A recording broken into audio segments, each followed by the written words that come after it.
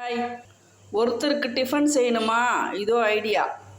இட்லி தட்டில் 2 தட்டில் இட்லி ஊற்றிக்குங்க.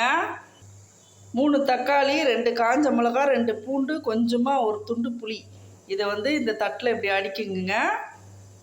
இப்படி மாட்டிடலாம்.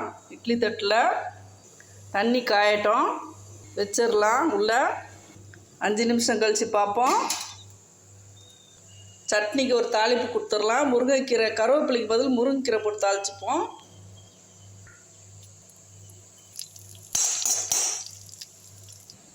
இட்லி வெந்துருச்சு. 5 நிமிஷம் ஆயிடுச்சு. ஆறட்டும். ஜாரில் போட்டாச்சு. கொஞ்சமாக உப்பு, வறுத்த உளுத்தம்பருப்பு கொஞ்சம் போட்டுக்கலாம்.